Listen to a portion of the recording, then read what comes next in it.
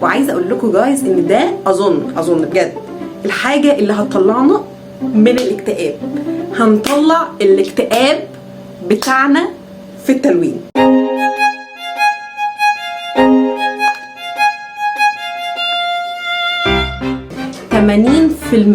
من الصفحات اللي موجوده في الكولرينج بوك بتاعي على الايباد بصباعي، حرفيا بصباعي. هو ده شكل غلاف الكولرينج بوك بتاعي. انا قررت اني اعمل كتاب تلوين. اوكي شوفوا جايز، انا عارفه ان انتم ممكن تكونوا اتصدمتوا من اللي انا بقوله دلوقتي، بس اكيد اتصدمتوا. ايه اللي جاب احنا صغيرين عشان نعمل كتاب تلوين؟ واصلا ايه اللي جاب الخرز؟ لان احنا براند خرز وبوكسات خرز للتلوين وكتب التلوين. يعني ايه اللي جاب الايش اللي جاب؟ فانا في فيديو اليوم جايه اقول لكم اصلا الفكره جت منين. يعني هنرجع سنين لورا، وبجد انا جماعه انا مش متحمسه. انا لو اقدر اطير دلوقتي قدامكم اطير من كتر الحماس. اوكي خلينا بس اول الفيديو كده نحط لايك كبير للفيديو، وكمان تشتركوا في القناه اذا اول مره تشوفوني. انا اسمي منى بالمناسبه. وبس كده يلا بينا نبدا الفيديو. اقول لكم ليه هنعمل كتاب تلوين. اوكي جايز، شوفوا انا من وانا صغيره بعشق حاجه اسمها رسم. شوفوا انا كانوا مسمياني في العيله رسمت العيله. حرفيا كل ما اروح عند جدتي، خاله منى ارسميني، خالته ارسميني، مش عارفه ايه ارسمينا. انا تعبت.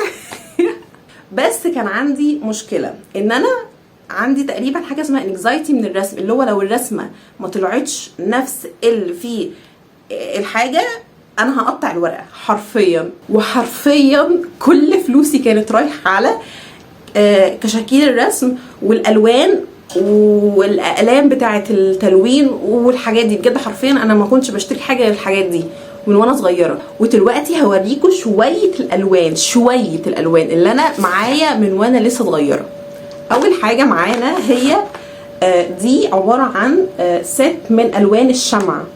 حد كان بيجيب الوان الشمع وهو صغير؟ انا كنت بجيبهم. والمضحك في الموضوع اصلا ان انا ما بعرفش استعمل الوان الشمع. يعني حرفيا لو شفتوا الست بتاعتها كلها كامله غير لونين 2 بس، ودول انا استعملتهم عشان كنت بعمل شمعة وانا صغيره، فكنت عايزه الونها بس. وده هو بيكون شكلهم جايز، وحرفيا ما استعملتهمش. ممكن استعملهم في كتاب التلوين بتاعي. انا متحمسه، محدش يقول لي بتعملي كده ليه، انا متحمسه. ودولت برضو من الالوان اللي انا جبتهم من وانا صغيره. اكتر حاجه فيهم بحبها هي الوان فيبر كاستل. عايزه اقول لكم دي الاصليه، وكمان جبتها وانا في الاعداديه، وحرفيا كان سعرها غالي قوي عليا، بس كنت محوشه كل مصروفي حرفيا عشان اجيبها. جايز البتاعه دي كانت تقريبا ب 80 جنيه، وانا 80 جنيه بالنسبه لي في الاعداديه كانوا حاجه كتيره، لان انا كنت باخد 3 جنيه بس مصروف. انتوا متخيلين؟ يعني شوفوا دي قد ايه خدت مني وقت عشان اجيبها. وبرده دي من الالوان البسيطه اللي كنت جايباها وانا صغيره، وعايزه اقول لكم الكواليتي بتاعتها ضعيفه جدا اصلا. وبرده كنت بجيب الوان مائيه وبرده ما استخدمتهاش. يعني بصوا جايز حرفيا ما استخدمتهاش، حرفيا، بس بجد الوانها تحفه، واتمنى اني استخدمها في يوم من الايام. بس المهم مش ده موضوعنا دلوقتي. اظن انتوا عرفتوا انا ليه بحب التلوين، او ليه انا بحب التلوين. اوكي، حاسه ان انا وضحت الفكره ولا لا؟ دلوقتي هقول لكم انا عايزه اعمل كتاب تلوين ليه. خلاص يا منى، احنا عرفنا انك بتحبي التلوين وبتحبي الرسم. اوكي اقنعتينا، بس ايه الفكره برضو انك تعملي كتاب تلوين وانتي عندك تقريبا 21 سنه؟ يعني ايه انا هقول لكم. كنت في يوم قاعده على تيك توك، وكنت عادي بسكرول كده على تيك توك عادي، ظهر قدامي فيديو لبنوته اجنبيه معاها كده كتاب تلوين، فتحته alright وقعدت تلون بطريقه مش طبيعيه. جماعه انا هوريكم دلوقتي طريقه التلوين بتاعتها. بيستخدموا كده الوان ماركر، بيعملوا دمج بين الالوان، بتطلع الشخصيات يعني جنونيه، شخصيات شكلها حلو قوي، وكمان الديتيلز حلوه. انا حرفيا اول ما شفت الفيديو ده، بصوا انا اول ما شفته ما قلتش حاجه، بس دخلت بقى على الاكونت بتاعها وشفت الاشكال والرسومات. وكمان اللي عرفته اصلا انه الاجانب في براندات اصلا قايمه على كتب التلوين. يعني في براندات اصلا كل مشروعها عباره عن ان هم بيرسموا رسومات، اوكي، وبيطبعوها في كتب تلوين وبيبيعوها. ده شغلهم. يعني ده بيصحوا الصبح كده يقولوا هنرسم ايه النهارده عشان نحطها في كتاب التلوين بتاعهم. يعني طلع براندات كتيره قوي. لا عدوا بقى. انا حاسه ان احنا اصلا في مصر او في العالم العربي احنا منقرضين، احنا اصلا يعني ورا قوي بجد والله العظيم.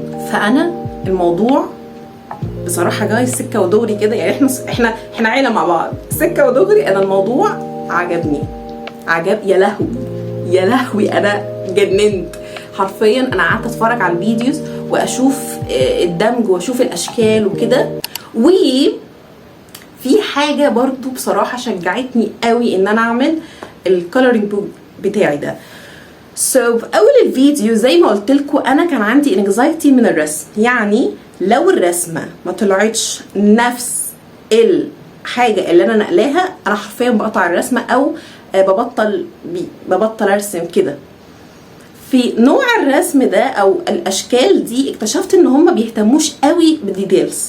يعني الرسمه لو طلعت ايه هتعرفي تلونيها باشكال حلوه وتطلع حلوه. يعني الموضوع مش بيبقى يعني كله على انك بتعرفي ترسمي، لا، الموضوع بيبقى برضو على انك بتعرفي تلوني. فده الحاجه اللي شجعتني قوي بقى اني اعمل كتاب تلوين واوفره لكم كمان في براند منا. وعايزه اقول لكم جايز ان ده اظن بجد الحاجه اللي هتطلعنا من الاكتئاب. هنطلع الاكتئاب بتاعنا في التلوين. فاللي عنده اكتئاب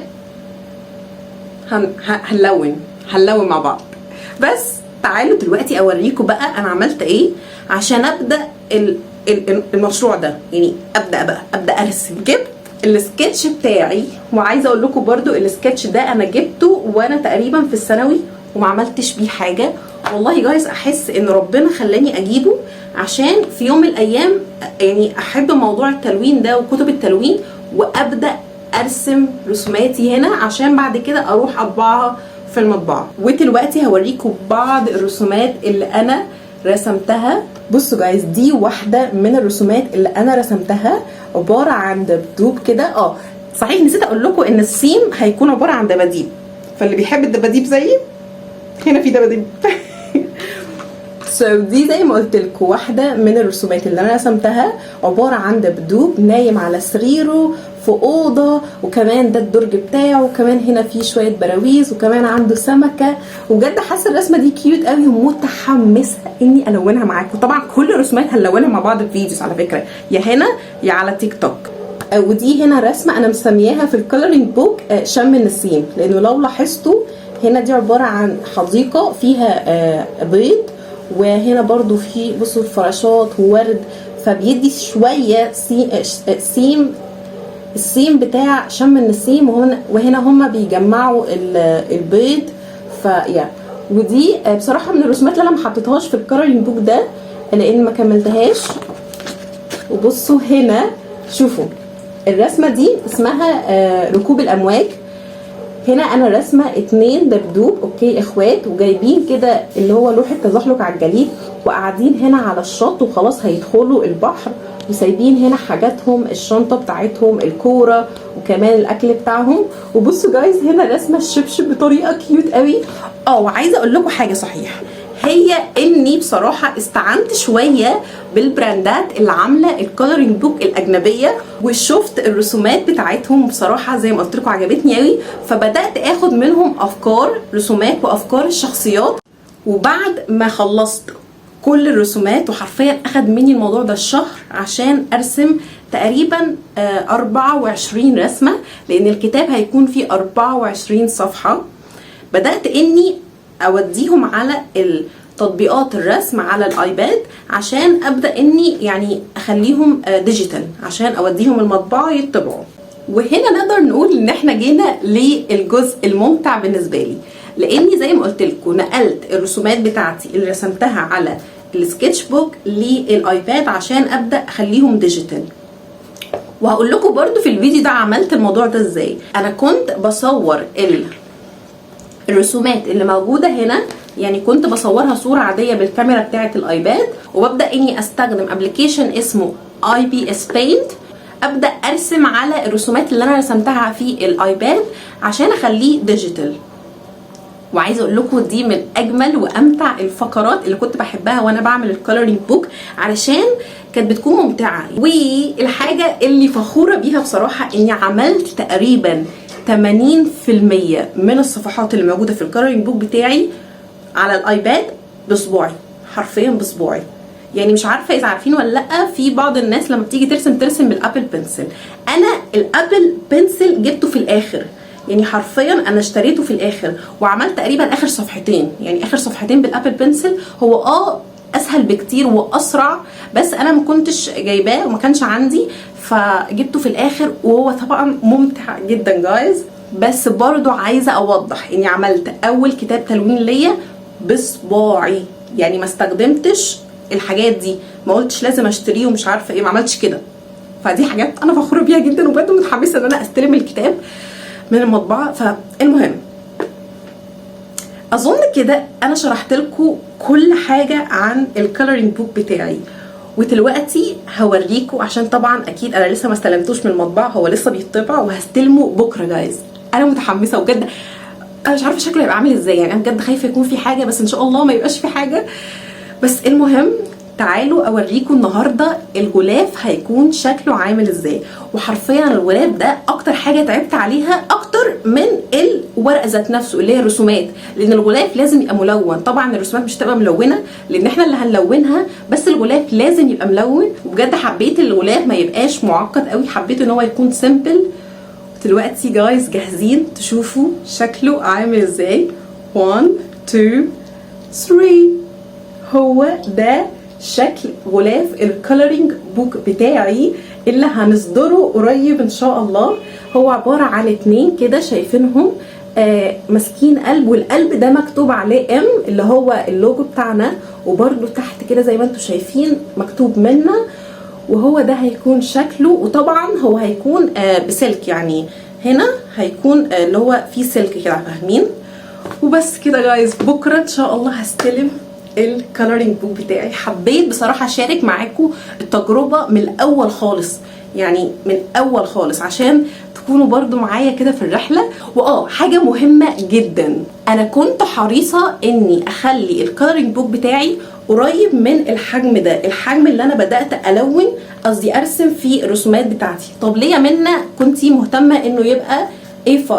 لان الورق ال A5 او مقاس الورق ال A5 انا بشوفه انسب ورق او مقاس ورق، لانه زي ما انتم شايفين مش كبير، يعني مش كده كشكيل الرسم بتاعتنا بتاعت زمان الكبيره اللي ما بتعرفش تدخليها في شنطه. وكمان احنا دلوقتي السين بتاعنا بقت الشنط الصغننه دي، فالمقاس ده هو اللي نقدر ندخل فيه الشنطه، نقدر نروح معاه في اي حته، رايحين المدرسه ناخده، رايحين الحديقه، خارجين، رايحين عند جدتنا نقدر ناخده، ما ياخدش مساحه في الشنطه بتاعتنا، ونقدر نلون في اي مكان احنا عايزينه. فحبيت برضو اوضح لكم النقطه دي، انه هيبقى قريب الكولرينج بوك بتاعي، مقاسه هيبقى قريب من ورق الاي 5، وطبعا الورق هيبقى سميك وتقيل عشان لما نيجي نلون بالوان الماركر زي ما الاجانب يعملوا ما يسربش معانا اي ورق بتاتا. وبس كده جايز، هو ده كان فيديو النهارده بوضح لكم فيه اسباب ليه عملت كتاب تلوين في سن ال21 سنه. وبجد انا متحمسه قوي، والفيديو الجاي هعمل معاكم انبوكسنج لما اجي استلم كتب التلوين من المطبعه. وكمان مش بس كده، هنلون مع بعض اول صفحه في كتاب التلوين بتاعي، وهوريكم برضو ازاي بنلون زي الاجانب. فحطوا لايك كبير للفيديو، كمان اشتركوا في القناه اذا اول مره تشوفوني عشان تتابعوا كل الفيديوز الجايه. وبس كده، شكرا جدا للمتابعه، واشوفكم الفيديو الجاي. باي جايز.